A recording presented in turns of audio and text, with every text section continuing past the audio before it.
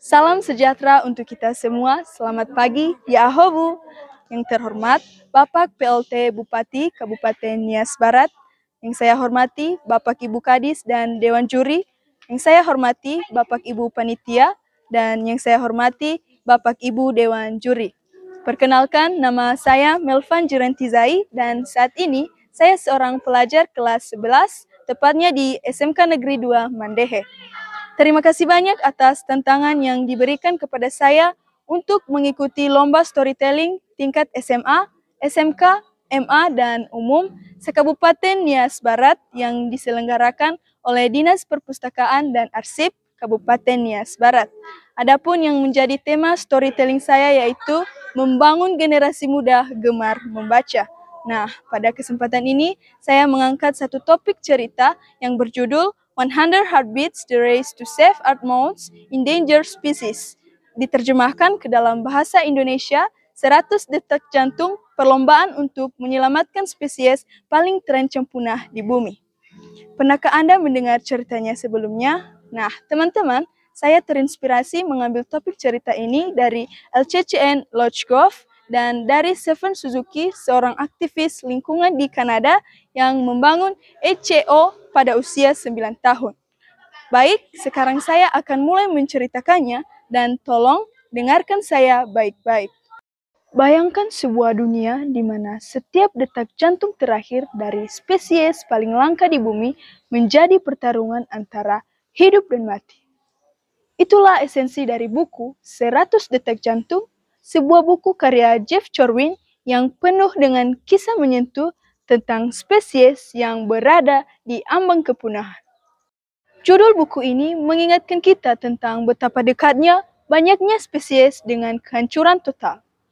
Hanya 100 detak jantung yang memisahkan mereka dari ambang kepunahan. Mulai dari gajah, katak, hingga harimau dan hewan-hewan kecil lainnya seperti katak dan serangga menjadi simbol perjuangan berat ini. Tetapi, mengapa hal ini bisa terjadi?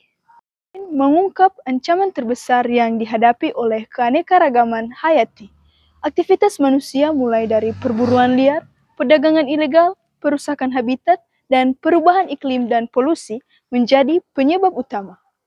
Bayangkan seekor harimau kehilangan tempat tinggalnya karena hutan tempat ia hidup menjadi tempat perkebunan, ataupun spesies amfibi yang kehilangan tempat tinggalnya di air karena tempat tinggalnya tercemar oleh air kimia.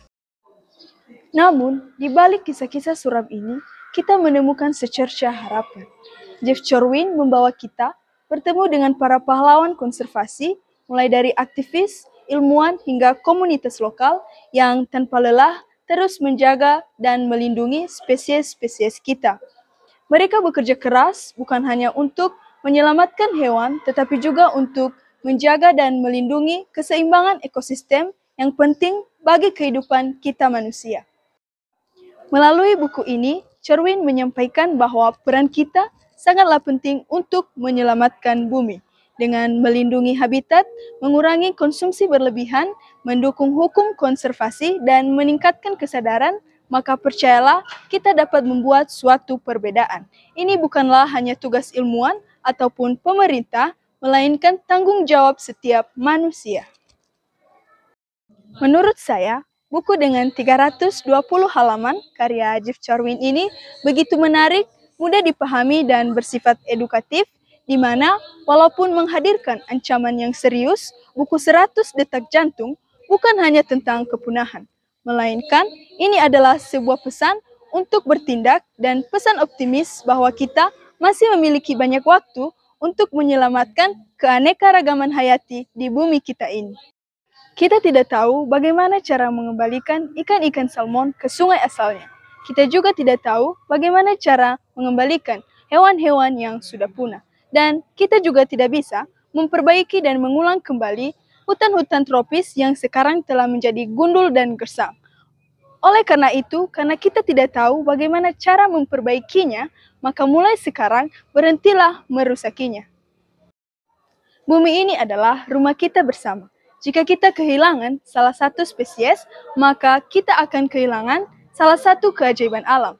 Oleh karena itu, mari kita bersama-sama menjaga detak jantung kehidupan karena setiap tindakan dan perbuatan kecil yang kita lakukan hari ini dapat menjadi langkah besar untuk masa depan kita kelak.